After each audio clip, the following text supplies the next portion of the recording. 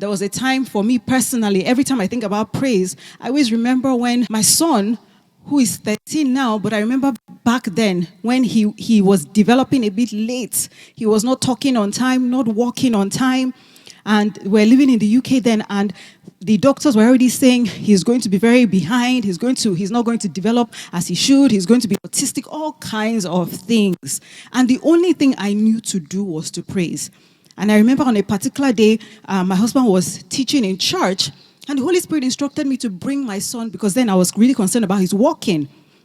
And the Holy Spirit instructed me to bring my son to church and bring him on that altar that my husband was walking on that entire week. It was a Sunday.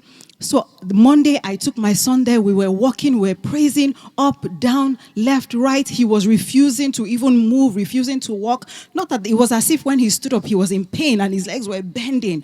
He was just unwilling to move. But I kept praising. Monday, Tuesday, Wednesday, before Friday, just out of the blue, he just stood up and started walking.